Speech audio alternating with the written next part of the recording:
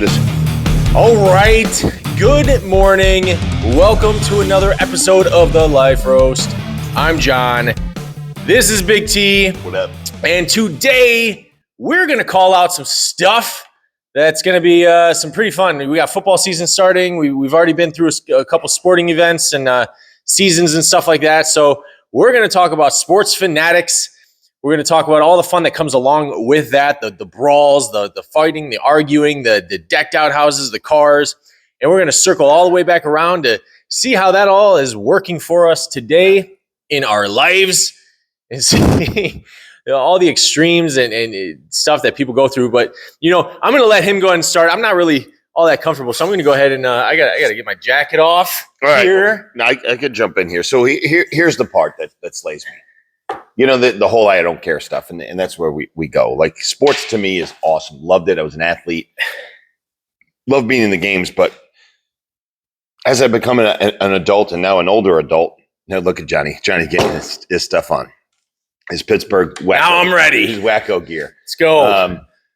This shit right here is the perfect example. Like the fanaticism of people jumping into this psycho craze of love and admiration for a fucking team that provides absolutely no value, with the exception of the love of the game, I guess, to the people. And people, they give their life to this. They spend weekends watching games. They argue with each other on the internet and in office spaces and everywhere else. Again, for what reason?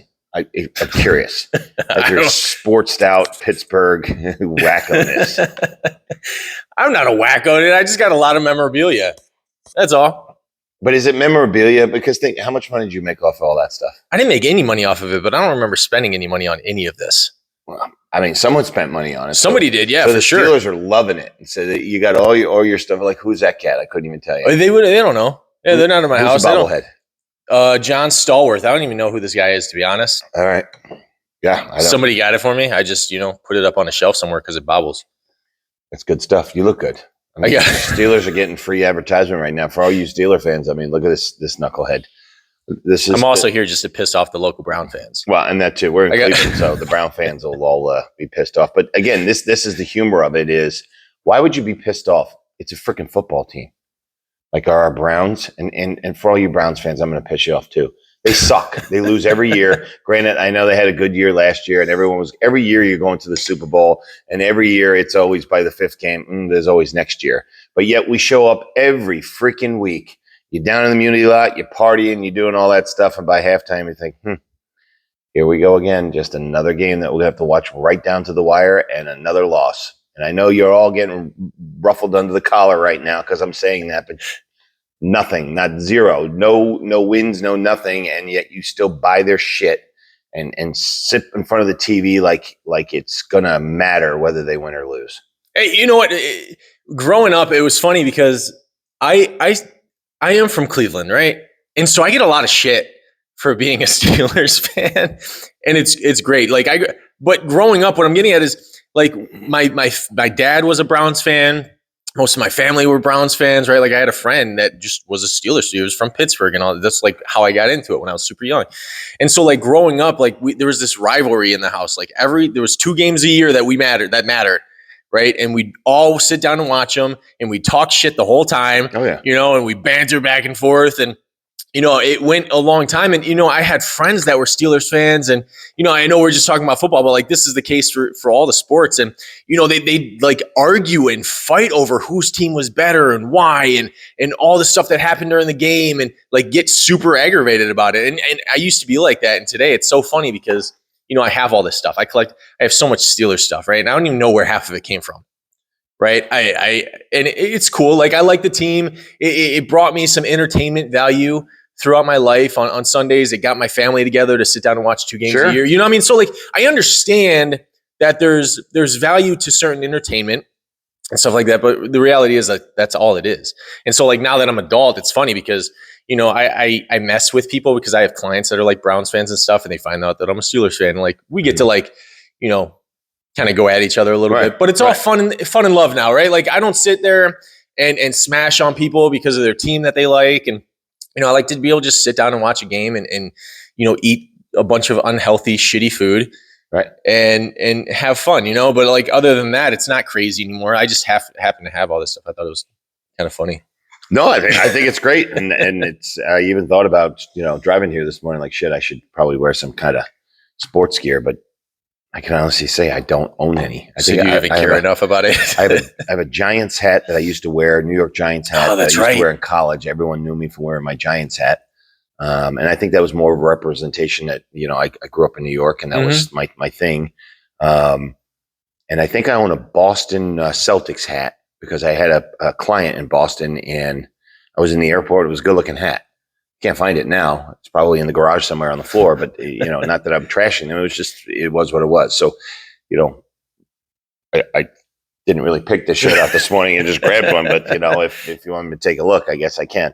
But I still go back to just this crazy, like, where does it stem from? And I put in here on my notes, generational inheritance of team love. Oh yeah. Like this is bred into people where the dad or the mom's a fanatic, and you literally, from the day you can crawl, it's on the TV, and mom and dad are losing their mind over the TV and throwing stuff at the TV and doing whatever. And then it just grows in you like a freaking cancer, that you're sucked into this, and you literally start Monday angry because your team lost.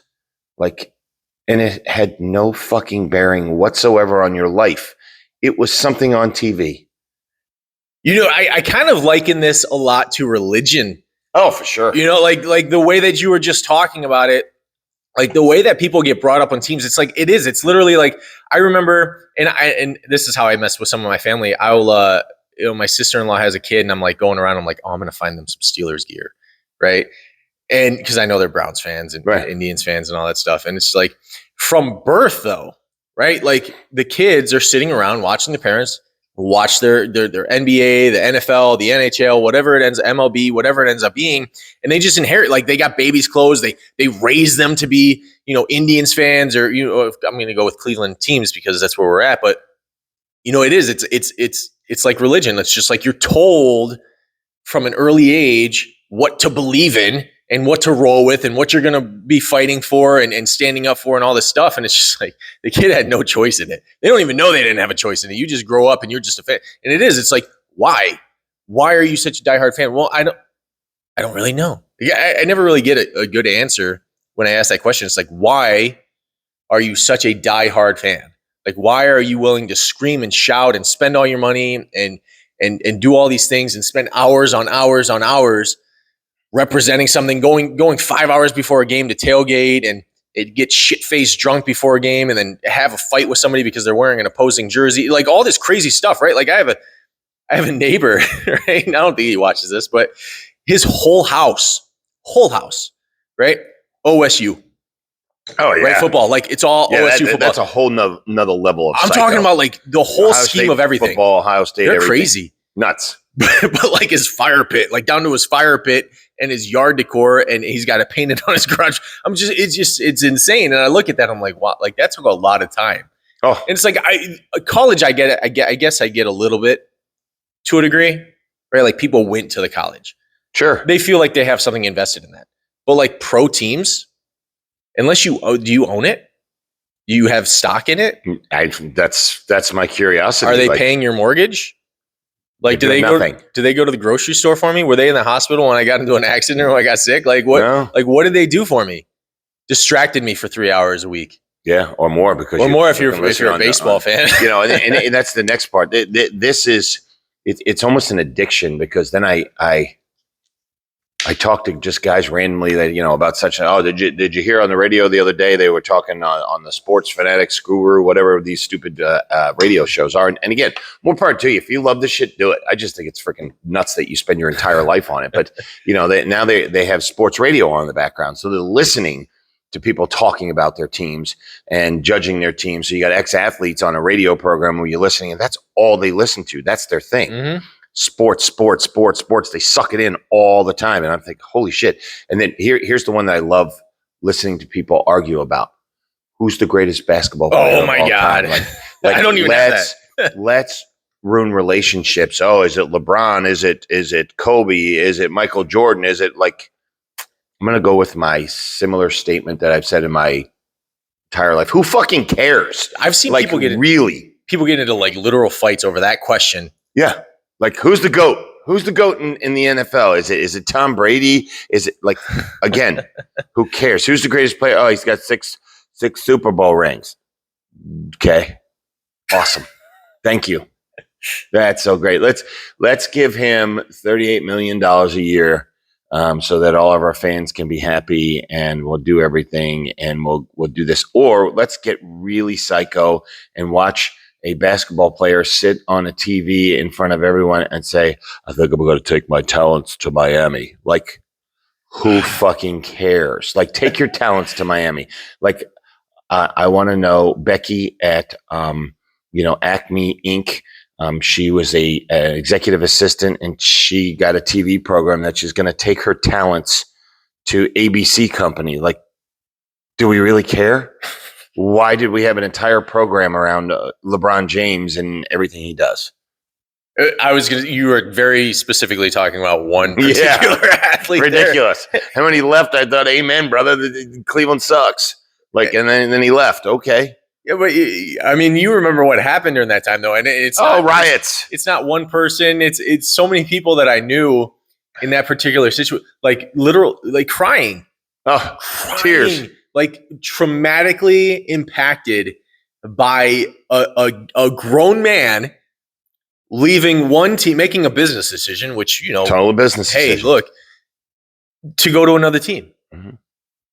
Whole lives were torn apart that day. I mean, I feel like in some people's lives that day was like, this is going to sound fucked up, but like, they probably remember that more than they do 9/11. Oh, yeah. I was just going to say 9/11. Like, where were you 9/11? Where were you when LeBron James said he's taking his talents to Miami? Where were you?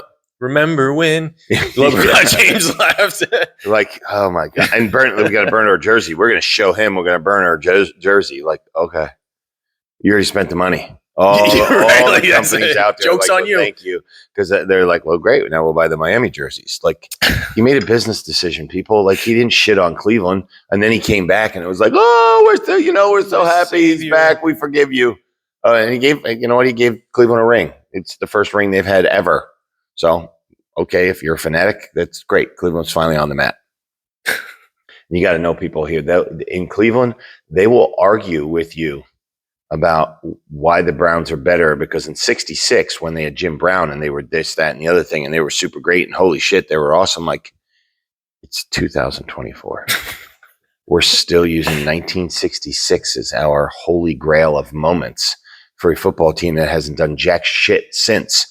But yet, holy crap, let's lose our mind. Let's paint our house orange and do all the other stupid things that I drive around town for. Well, look, so that's where I start to question, like, am I missing something?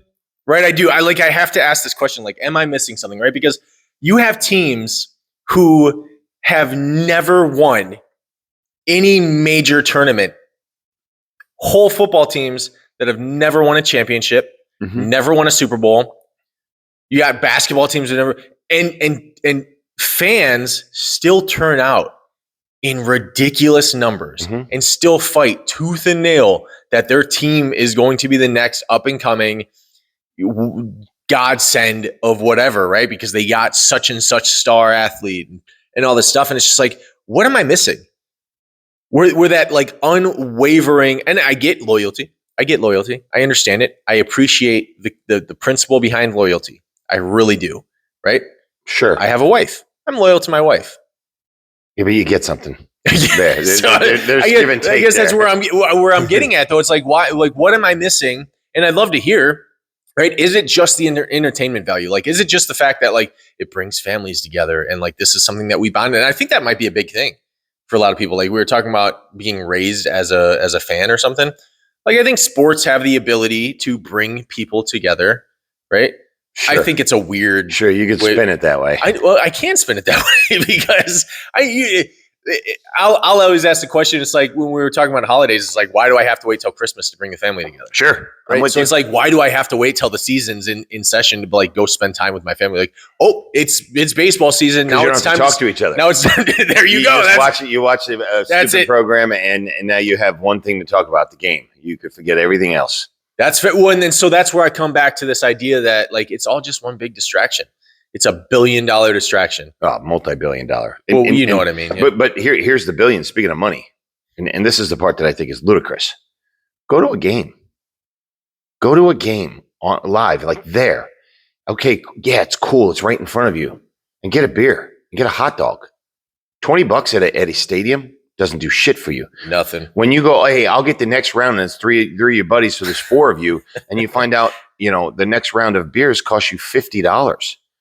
$50, I could have bought a case of beer and a couple bags of chips and everything else and sat in my own freaking living room. But I went there. It was the experience. Like, oh yeah, let's spend stupid money to enjoy it live. Like, it's not even like there's a benefit to be there, with the exception of, okay, I went to the game. I got that feeling that it was around me. I was like, no, it was, you got raped and you didn't even know it financially.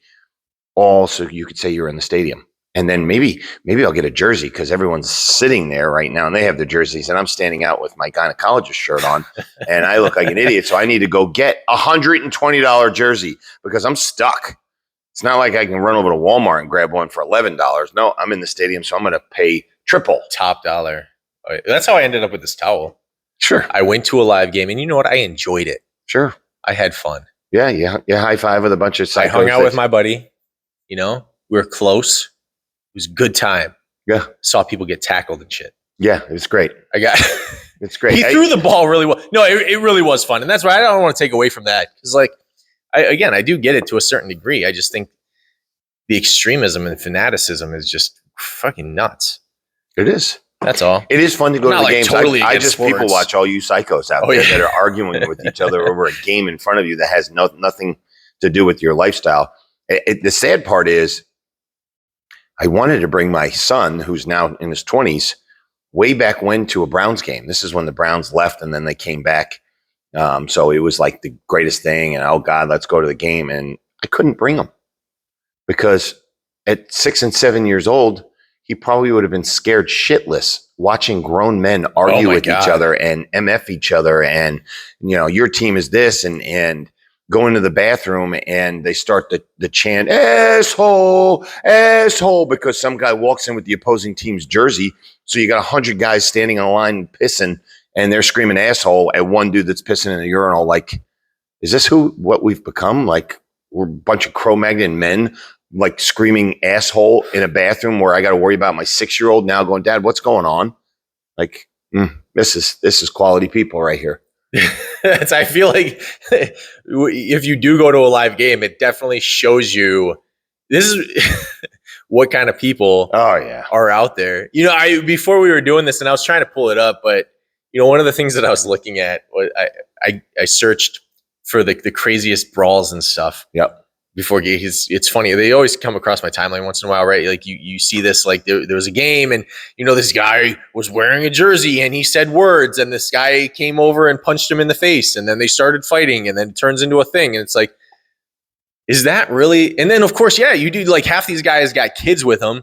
It's like, is that the message that we're sharing with our kids, that somebody wearing an opposing jersey is like, I think that I talk a lot about like how stupid racist people are, right? Like the low IQ, but I think this might like outdo it. Like the fact that way outdoes we're it. Just like fighting over a literal, like the colors of a jersey. That's it. Or what city you're from. And full out brawls. I mean, people like you get arrested for that stuff, right? Like, that's like assault. If you were not in the stadium, it's still assault. And it's just like people are catching charges. They are going to jail, paying fines, paying bond, spending a few months in jail, like losing their jobs over this stuff. Yeah. Over a sports let's team. spin it in a different way. Imagine if you worked at Dell. Okay. You got your Dell shirt on. Got it. It says Dell right on it. Like you're representing your company. Yeah, they're a for great sure. company and they take care of you. And all of a sudden, the dude from Hewlett Packard's got his HP shirt on. He's standing at the bus station next to you and he's kind of up down and you're like, oh, that's the Dell guy. You think you're freaking arguing with each other about whose Mess 'em computer up. system's better, and you're going at it and then you're going home angry. You kick the dog because the Hewlett Packard dude that fucking gave me the eyeballs at the game. Like, fuck that motherfucker. Like, it sounds pretty damn stupid, doesn't it? The dog always, yeah. Like, oh, okay. Like, really? Or the guy from Kroger supermarket is arguing with the guy from Giant Eagle. Like, hold on, dude. You just didn't say what I think you just said, that your frozen food section better than mine. Like, oh, it's on. Say it again. I dare you. Go ahead. Swing at me. Like, that's how stupid this shit is. You're arguing over something that doesn't matter. Wear your t-shirt proudly. That's awesome. But the fact that your inner stress gets to the point where you want to fight someone, psycho. I'm just imagining like Walmart and Target people going at it. Oh, yeah, exactly. Like Starbucks and Dunkin' Donuts, just like full on. Yeah. I mean, picture them all. I want so many people listening to this to think in your head you're blowing up. I love the Ohio State-Michigan rivalry. Oh, yeah. And it's a great rivalry, and I got buddies that we razz each other all the time. I could give a shit either way which team wins. I actually root for the team that's winning just to get the other team riled up, and when the score flips, I go back to the other team. But that's this craziness. Right. You fanatics, you're killing me. All right, I'm going to run down my list here of. Let's go. So we'll go to the next one, and you kind of referenced it. And I learned this moving from New York when I first moved to Ohio. I moved to Columbus, so we had the Ohio State fans. Yeah. People paint their houses scarlet and gray. I don't know if you know that. Yeah, that's my neighbor. Yeah. People buy cars in a certain color. Like, are you kidding me? I don't even care if you went to college there. Like, are you that enamored that your life now revolves around them? You've painted your whole home scarlet and gray or Michigan blue or whatever the college colors are. Like, awesome. Get a fucking flag, dude. Represent that way. You painted your whole house. Like, there's a couple screws loose upstairs that if you're thinking that's what we should do. I can't imagine what the interior looks like. I've been there. Just gray carpet. Everything in there. Their entire basement's laid out, and it's all about the Buckeyes, and it's all about, like, okay. I mean, again, more power to you. If that's what you want to do it. But wow, where did the brain just go into this psycho mode of, I'm going to make everything Ohio State? I wonder if they get a check. They probably get a monthly check from Ohio State that says, hey, thanks for representing us. I would imagine so. Yeah. I mean, that's the only way that I would justify paying for stuff like that. Here's the other one, too, when you talk about bringing family together. Like, I know dudes that literally, like, Saturday and Sunday's done. There are no weekends in the fall with football. Like, Saturday is college football. Sunday is NFL. Oh, geez, yeah. And they work their ass off from like 8 a.m. till noon to prep for college football, and then the same thing on Sunday. Like, and it's gone. 16 weeks gone. Like, you didn't get anything done because they have game after game. It's the 1 o'clock game, then it's the 4 o'clock game, then it's the 8 p.m. game. Watch. Oh, and if you're playing fantasy football, it's over with. Oh, yeah. And then now you got to watch all the games. You got to watch Monday, all the things. Thursday, you're flicking Sunday, through channels and like, okay. Don't get it. Hold on. Let me read my things here. Oh, here's the other point. You have players, these athletes, that are making ungodly money. Like, you've got to be freaking kidding me money to play a sport. Now, don't get me wrong. They're the best of the best. They are the premier of any athlete that's ever been on the earth. Awesome. But they make $25 million in a year to play a sport, and we continually buy their shit and put their name on our back and proudly walk around and argue that they're the best and that they deserve the $25 million and that they're this and that. And like, oh, and then we go to the game and we spend the $11 on a beer and we buy the shirt for $120, and you think, you're the ones paying their salary. You're the ones that are inflating this shit. Like, I'm highly confused at how everyone just says, oh, that's normal. When I see a baseball player sign a $500 million contract for the next 10 years, and everyone's like, oh, yeah, that's great. You're fucking playing baseball, especially when it's a pitcher. You only pitch every 5 games. Okay. And you know what's funny though is like when business people get paid that much money, they're greedy assholes. It's ridiculous. They're just unbelievable. They shouldn't Who be needs to getting get that much? The CEO should pass it out to the rest of the employees. Oh, it's ridiculous. Like, let's make this comparison real quick. Guy just signed a contract for $200 million. Let's go low a little bit.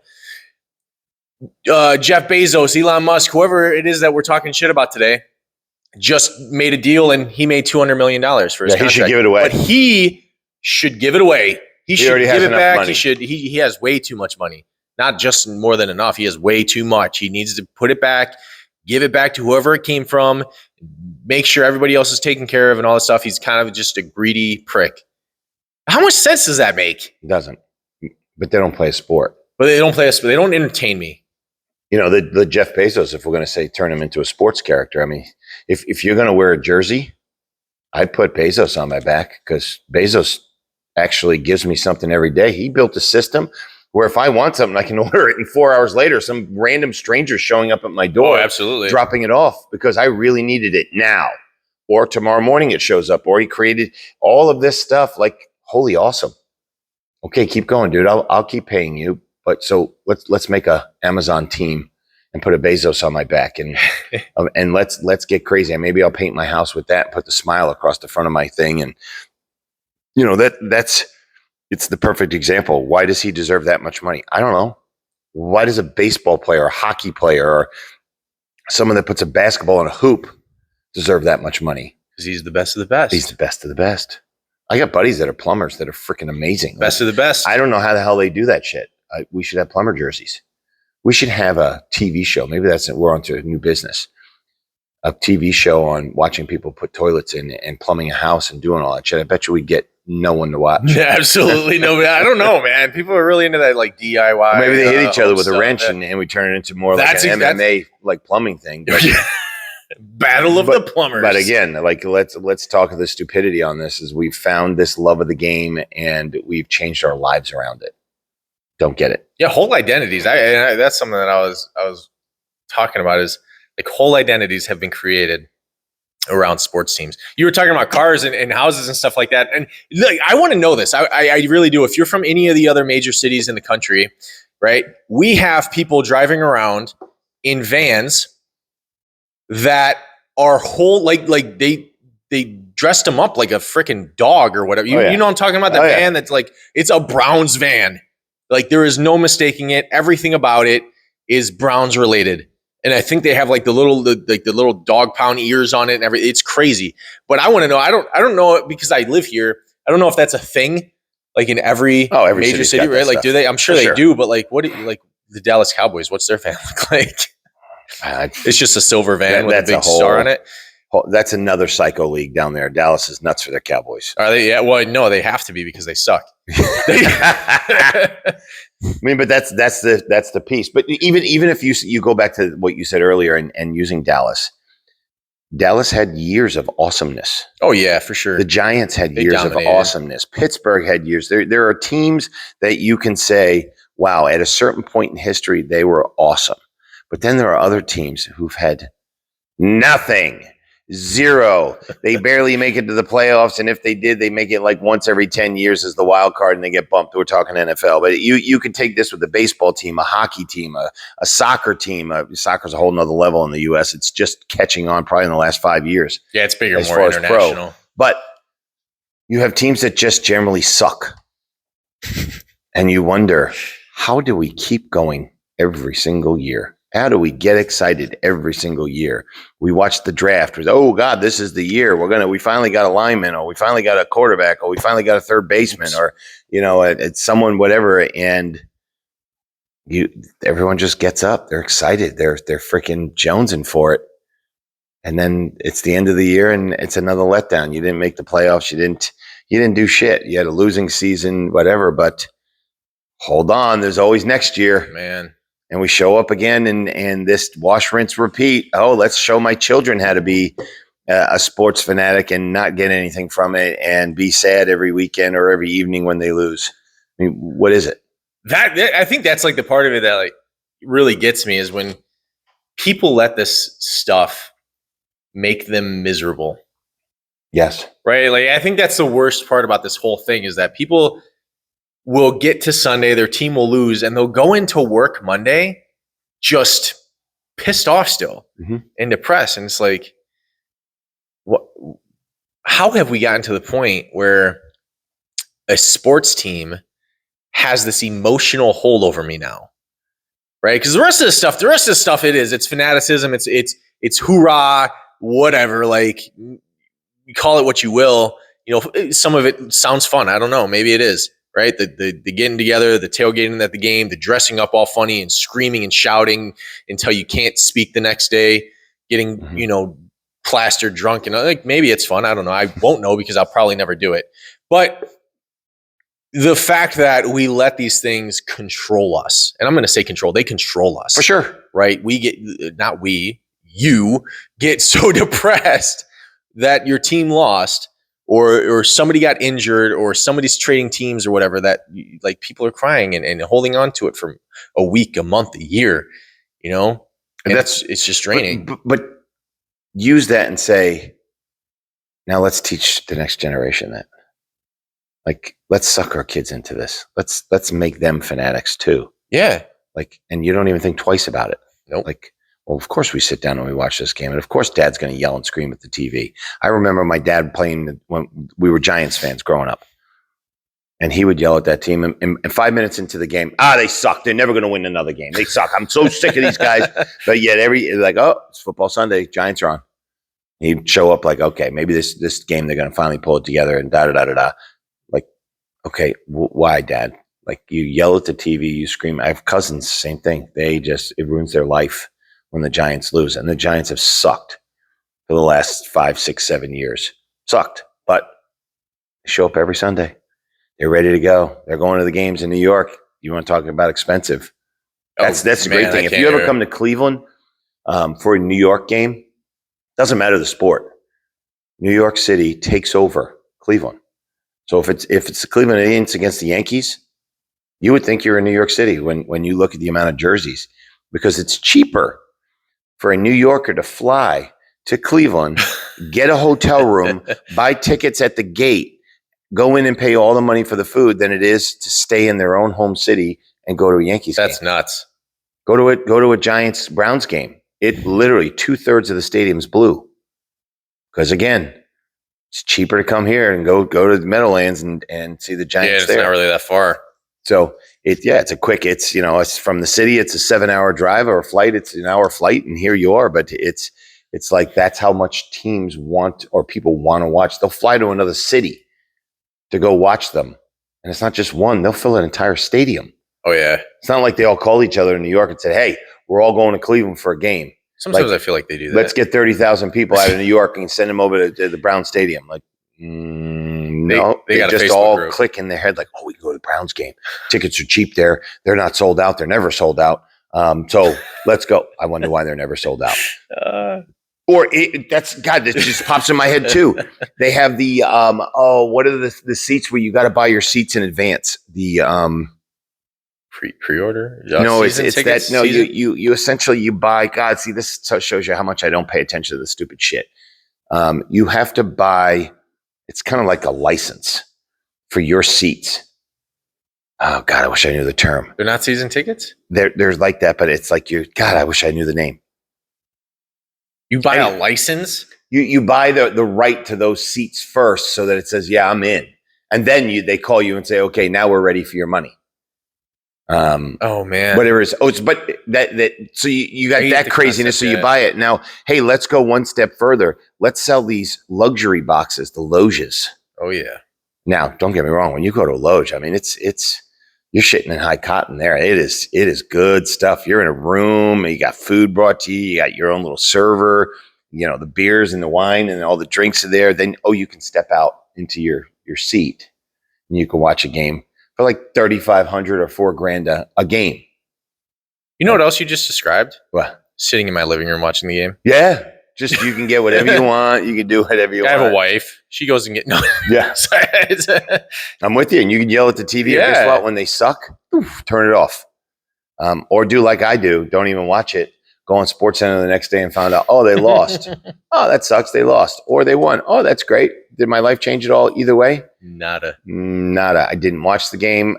They won or they lost. And I didn't wear the T-shirt. And I didn't yell at my neighbor or argue with a friend via text or go on social media and argue. And yet nothing's changed.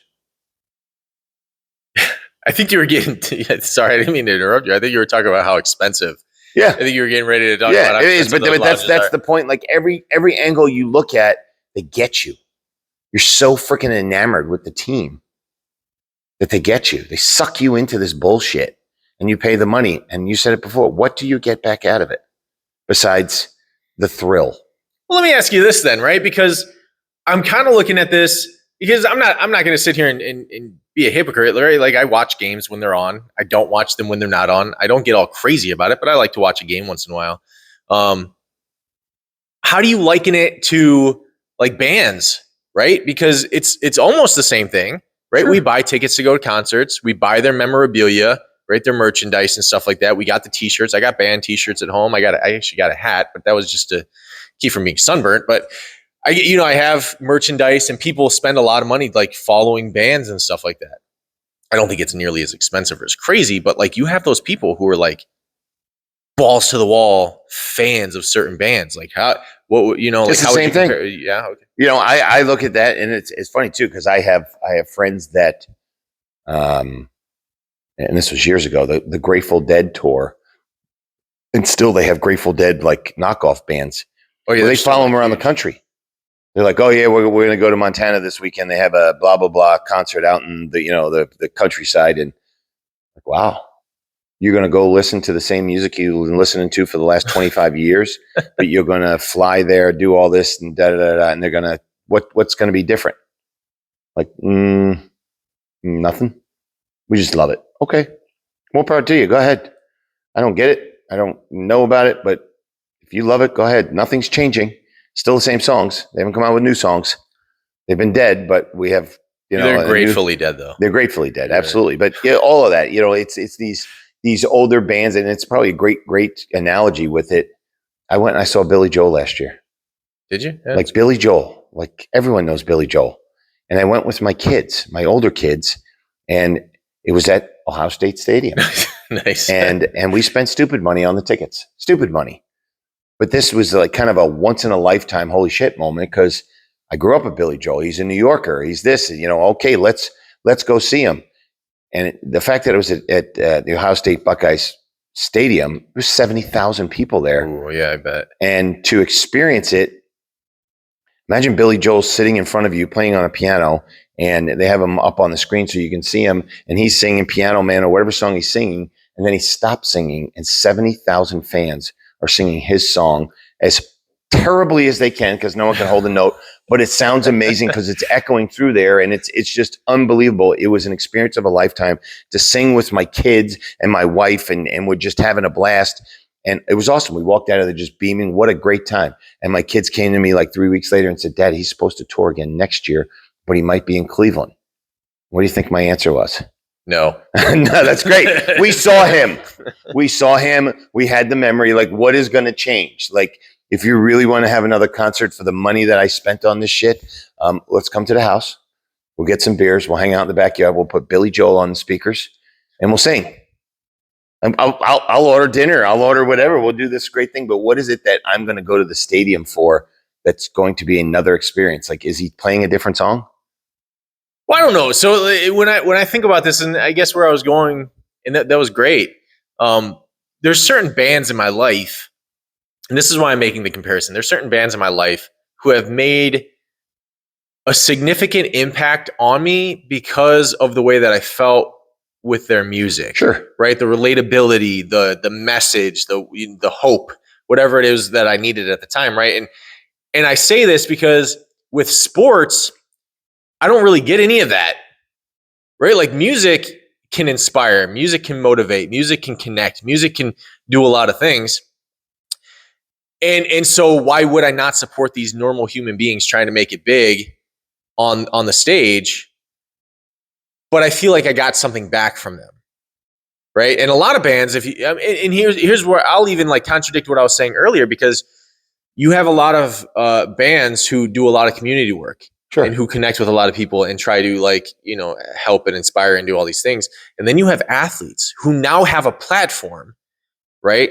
Because they're making millions of dollars to go back to their community and say, hey, let's build some houses. Let's build a community center. Let's do all these good things for the community. I don't want to be one-sided about this. That's part of the reality, right? Because supporting them could potentially mean supporting other communities Absolutely. that help give back. Right. So in the grand scheme of things, I don't know. Like, is it still really important enough to punch a hole through your drywall? Is it? Listen, I again, as much as you could say these bands gave you this inner peace or whatever, they helped you through a window and everything. I think the sports fanatics are the same way. Mm-hmm. They truly believe they're on that team. I mean, their superstition, I got to wear this shirt because they won last week, and like they won because of me wearing the shirt, and they're on a win streak because I got to wear the shirt, and like those are the inner things, and like you said, they may have helped you through. If your team wins, like you're ecstatic. If they're on a winning streak, like you're high-fiving strangers that got a jersey on, like that's right, boys are kicking ass this year. Okay, great. You're positive. You're super excited, and I think it fits into those things that people get excited about. I mean, there's, like you said, religion. All right, I'm wearing my Catholic jersey. I'm wearing my Protestant jersey. I'm wearing my Muslim jersey. Like it's this over the top love of stuff. There's something that you're enamored by that lets you lead your life that way. And if it gets you to the next bus stop and makes you feel good, well, okay, more power to you. I think I just come from a world of, if it's not providing me value in or my loved ones value or like true value, not just freaking superficial. Right. Yeah. Like, what are we getting so crazy about? Like it goes back to that I don't care mentality. Like, what else could I do at that time that would actually provide value? If you think sitting with your kids and watching the game and high-fiving and hugging on it is value, more power to you. That's awesome. To walk out in the street and argue with your neighbor across the street because they're a Penn State fan and you're a Buckeye or a Michigan or whatever, and you're arguing with each other and you're actually angry. Holy shit, boy, what are you teaching? Yeah, I guess that's where I go with this whole thing. It's like, at the end of the day, what's the result that I'm trying to get from this? And I can sit here and say like, yeah, okay, so sports bring families together, and I can sit here and talk about how like, well, there's probably other things that you could be doing with your kids that provide higher value and create stronger bonds, right? But if for whatever reason, if that's the case and you need to make a bond with a child or an adult child, and sports is the thing that you need to bond over, or the thing that you can bond over, cool. Like, that's awesome. That's great. Fantastic. Yep. And I go the same route as you, is like, there's some positive things about pro sports, right? If that's what fits the plan, that's what I always come back to. It's like, what is the plan behind this? Am I just wasting 3 hours because I need to be distracted from my life? Am I just getting angry because I need to feel an emotion, because I need to feel alive, because, I need something to worry about, because I feel all these other things, right? Like, what is the reason behind doing it? What is the outcome that I'm striving for here? Or is there no outcome? Is there no plan? Am I just doing it frivolously because I've been conditioned to do it my whole life? Am I doing it blindly? Do I have blind faith? Why do I love this team, right? Like, if we're not asking those questions, because there's a lot of things that I can probably get done within the 6 hours that I'd probably spend watching one or two games on a Sunday. Right. That would provide way more value, right? But that's me. That's my personal plan. That's part of my personal thing, right? Like, if I don't spend 3 hours here, I can go spend 3 hours here, right? If I have to choose between watching a Steelers game on TV that's finally on because I don't get them all, or going to a fall festival with my family, I don't question it all. I'm going to the fall festival with my family. Sure. Right? Because my priority. There's people who would sacrifice doing things like that to watch the game. But my question is, what is the plan? What is the outcome that we're looking for? How is it working for me? Is it providing me the things that I want? Or is it providing me just a bunch of stress that I don't need, that's causing me to fight with everybody and argue and do all this hoorah macho bullshit that means nothing. Nothing. Absolutely nothing. I think that's where I have stepped outside of all this and always ask, like, what value does this bring? What am I sacrificing for the love of whatever it is I'm watching? And it can be anything. I mean, you have these fanatics that want to watch YouTube all the time. I find myself combing through my phone. Anytime I have dead time, I'm combing through YouTube shorts and I'm just watching and laughing. And maybe I'm addicted to that. That's my vice. I still don't wear the YouTube t-shirt. They're not sending me anything yet. I know the tube shirt that you wear. Oh yeah. It's a tube top. I look cute in it. But I think my point of all this is if you are in love with a team, that you buy certain color clothing and deck out your house and your vehicles and spend time on the weekends or evenings, like chasing this. Is that what life's about? Like, is that what you've come to, where you've chased something so much that really, with the exception of an internal emotion, it provides you nothing? I'd love to hear the comments. Like, what does it provide you? Is it an escape? Is it just you feel like you're a part of something? Like you can now like add conversation at the water cooler at work? Like, what is it? I don't understand it. Like I hear people talking at work or clients and, oh, did you see? And they can rattle off statistics and like, oh, they've had 38 this and they're this and they were hitting for this and they had this many tennis serves and, oh my God, they're the best of all time. And like, yeah, I can't add anything to this conversation. Sorry. I don't know who you're talking about. If you held a gun to my head right now and said, name me one player on the Cleveland Indians, I couldn't name one player. I don't know. I couldn't tell you the coach's name. I know Myles Garrett on the Browns. And I only know him because he gets in trouble because he hits people the wrong way or something on the field. Outside of that, couldn't tell you one person. Oh, the Deshaun Watson dude. There you go. He's a quarterback. They gave him $220 million guaranteed. Guaranteed. And he doesn't fucking play. Yeah, but he was supposed to be like the Jesus Christ of the Browns. Okay, that's awesome. He is the Jesus Christ. He's got 220 million reasons to not play. Because if he gets hurt or killed for that matter, 220 million bucks. Can't use it. So again, what is it that makes it? I would love it. Argue with us. Tell me why it makes sense to essentially waste a part of your life worshiping a team that provides nothing back to you. I want to hear too.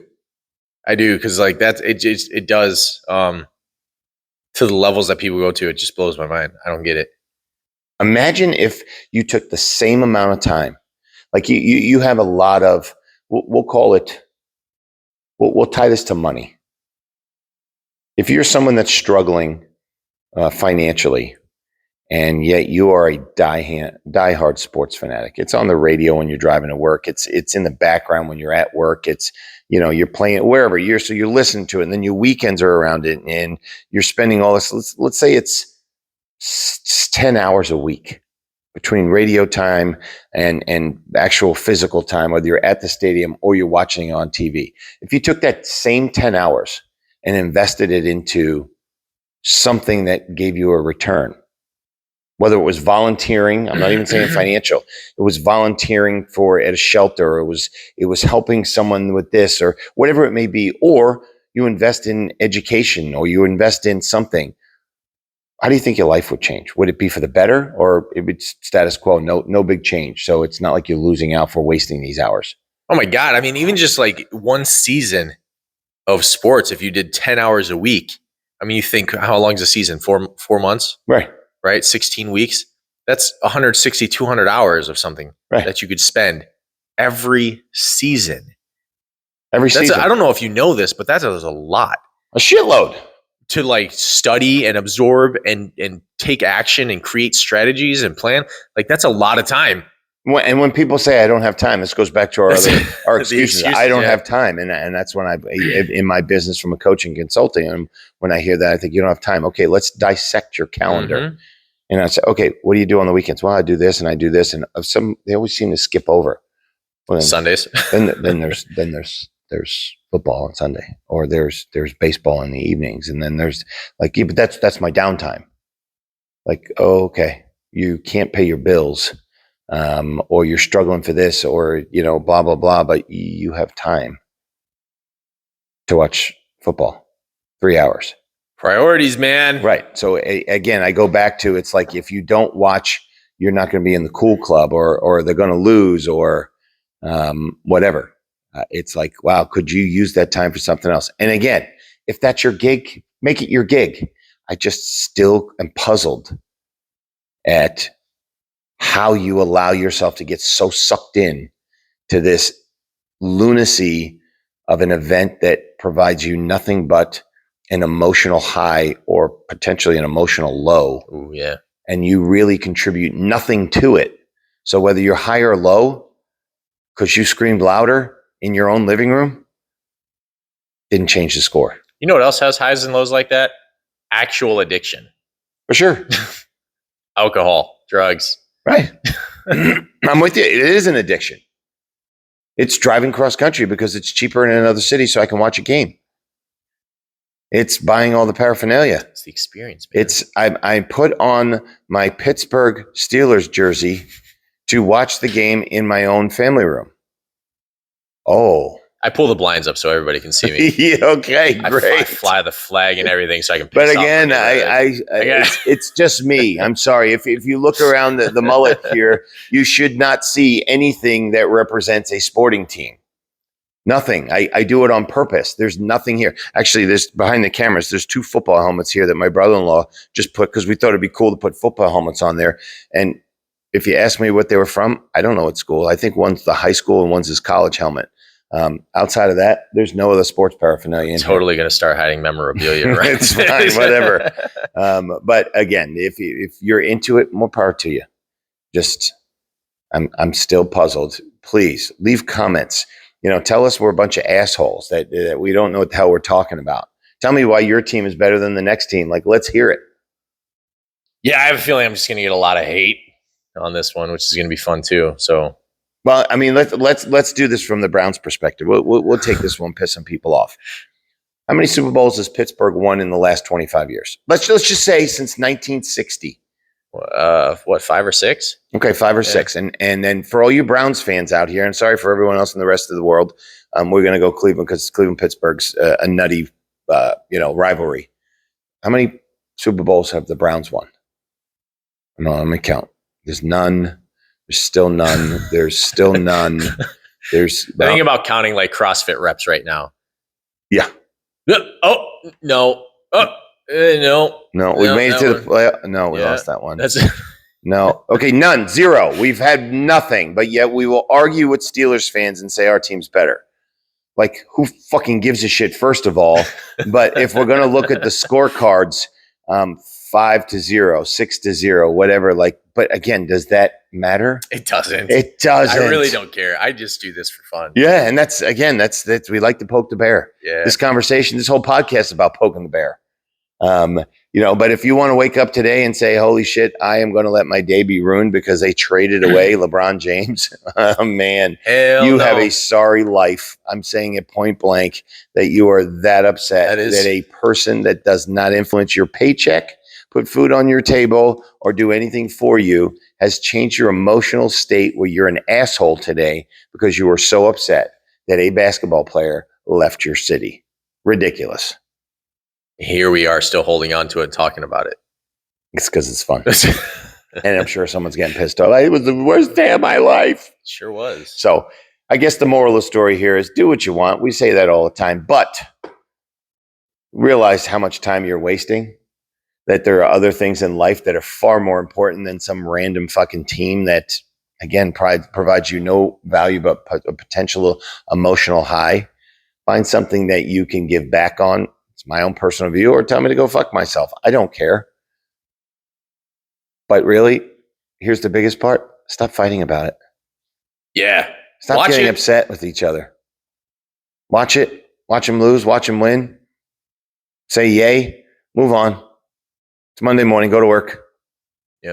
That simple. Nice big cup of shut the fuck up. Yeah, there you go. For you Browns And enjoy fans, it. good luck this year. Again, let's count down how many days before you, or how many games you say, well, there's always next year. And then we'll see. Oh, that's right. I forgot. They're going to the Super Bowl this year. They are. They're winning the Super Absolutely. Bowl this year. Good luck. On that note, we're going to end on that. But Go ahead, man. Tell them.